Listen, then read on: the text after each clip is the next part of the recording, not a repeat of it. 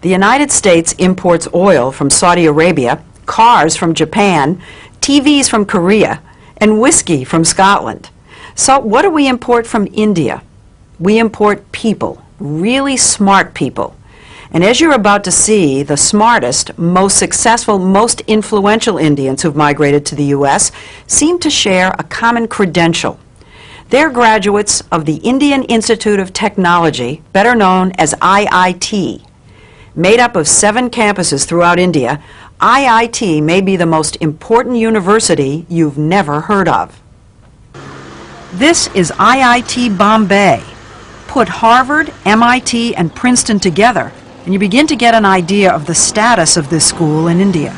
You compute the capacity of the column. IIT is dedicated to producing world-class chemical, electrical, and computer engineers. And then you plug this back in and you... With a curriculum that may be the most rigorous in the world. Just outside the campus gates, the slums, congestion, and chaos of Bombay are overwhelming. Inside, it's quiet and uncrowded, and by Indian standards, very well equipped.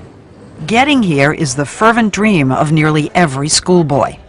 With a population of over 1 billion people in India, competition to get into the IITs is ferocious.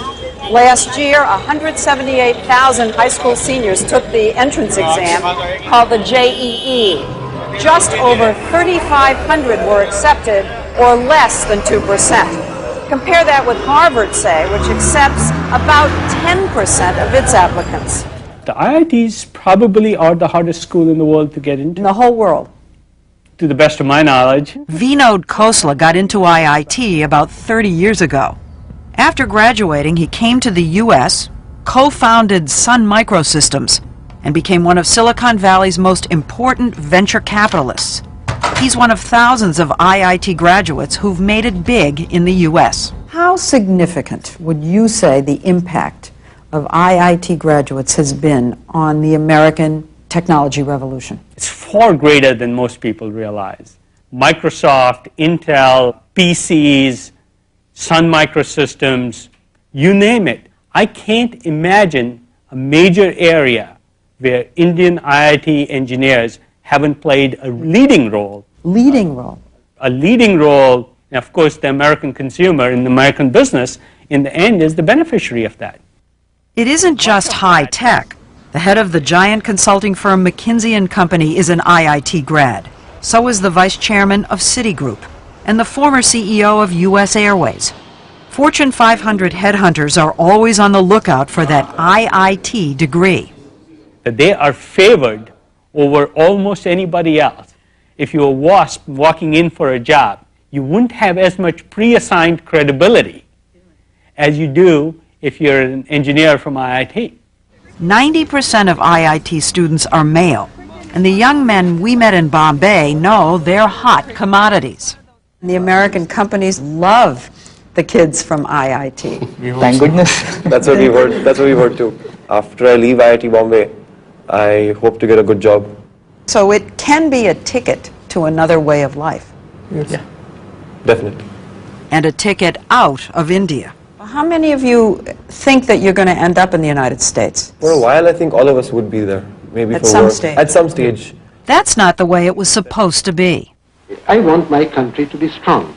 Nehru, India's first prime minister, created IIT 50 years ago, just after independence, to train the scientists and engineers he knew the nation would need to move from medieval to modern.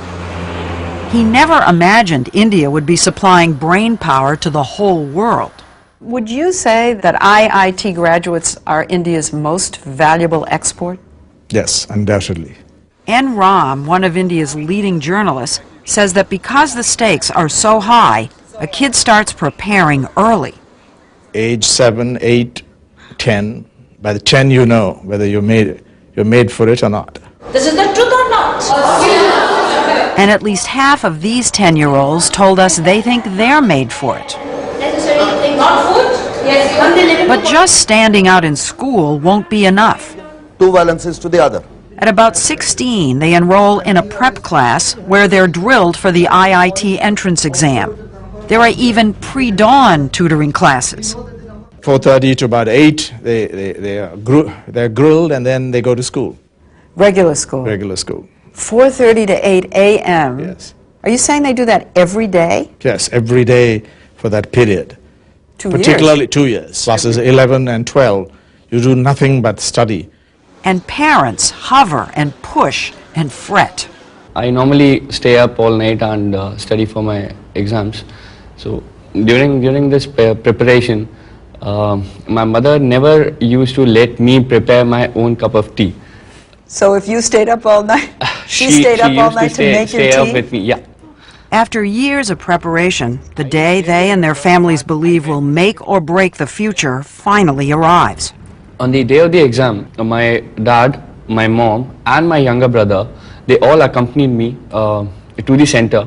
I said, okay, now you can leave. I'll come home on my own. But I was literally amazed when I came back out of the center and see my parents and brother still waiting for me outside the center. How many hours? It was close to 6 hours.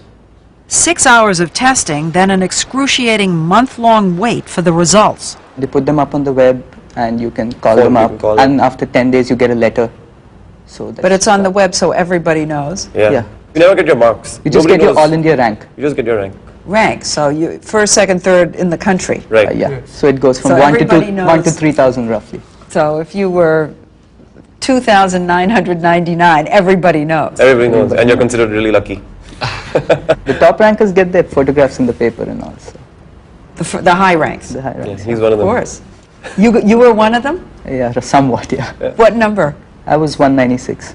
Did you get your picture in the paper? Oh yeah. The ranking isn't just an ego trip. The top kids get to choose which campus they want and which major. It's a big deal in India. It is. Narayana Murthy, founder of the huge software company Infosys, is known as the Bill Gates of India. It's very easy to lose hope in this country. It's very easy to set your aspirations low in this country. But amidst all this competition among high-quality students, this institution of IIT sets your aspirations much higher. Now, what about your own son? Well, my son, he probably wanted to do computer science at IIT. To do computer science at IIT, you have to be in top 200. And he couldn't do that, so he went to Cornell instead. Think about that for a minute. A kid from India using an Ivy League university as a safety school. That's how smart these guys are. I do know cases where students who couldn't get into computer science at IITs, they have gotten scholarship at MIT, at Princeton, at Caltech. Yes, sure. You wouldn't mistake this for MIT or Caltech. It's the final exam of metal fabrication class required for every IIT freshman. Call it shop class on steroids. Using just a saw and a file, students have to cut quarter-inch steel into an assigned shape, measured to the millimeter. It's an illustration of IIT's emphasis on engineering basics, precision, and discipline. Nobody majors in music at IIT. The education is not well-rounded. But in science and technology, IIT undergraduates leave their American counterparts in the dust. When I finished IIT Delhi and went to Carnegie Mellon for my master's, I thought I was cruising all the way through Carnegie Mellon because it was so easy relative to the education I had gotten at IIT Delhi. If you think of engineering students as nerds, not particularly bold or creative, IIT somehow breaks the mold. It turns computer geeks into risk takers and leaders. I'm wondering why so many IIT graduates are entrepreneurs. Why so many do start their own companies. I think it's because of the confidence. We are lucky enough to be told by people around us that we're good and that we have a bright future, and that gives us a lot of confidence. There's something else. Students act like entrepreneurs the whole time they're at IIT. They run everything in the dorms, which might be mistaken for cell blocks if not for all the Pentium 4 PCs. They organize the sports themselves. They even hire the chefs and pick the food in the mess halls. And unlike so many other institutions in India, they all know they're here because they deserve to be here. Can you slip somebody a couple of rupees and say, come on, get my son in? No, no, never. Impossible? Impossible, impossible. There is no corruption. It's a pure meritocracy. IIT may also be one of the best educational bargains in the world. It costs a family just about $700 a year for room, board, and tuition. That's less than 20% of the true cost. The Indian government subsidizes all the rest. While some IIT grads stay and have helped build India's flourishing high-tech sector, almost 2/3, up to 2,000 people leave every year, most for the U.S. Some people would say you're subsidizing factories which produce largely for the higher end of the American employment market. So there's this debate here that says, why are we spending so much money to educate these brilliant young men who just leave? You don't have to be crudely nationalistic to raise this question. There's a need here, there's a demand here, and these guys are simply not available. How many of them ever come back? Very small percentage. But my view is that we also have to work harder here to make it attractive for them to come back. Murthy is doing his part. His software company, Infosys, hires about 150 IIT graduates every year to stay and work in India. He says the brain drain doesn't worry him. Sure, Nehru wanted all these young men and women to contribute to the success of India, and they are contributing to the success of India in some way, because today the respect for the Indian professional is much higher in the United States than what it was in the 50s. But does that translate into investment money coming into India? Some of these people who have reached the higher echelons in the corporate world in the US, they have persuaded their corporations to start operations in India, whether it's Texas Instruments, whether it's General Electric, whether it's Citibank. So it does mean investment back here? Oh yes, it does mean. I have no question that India now is benefiting significantly from the cycling of knowledge, the back and forth, no question about it. And individual IIT grads are sending lots of money back home too.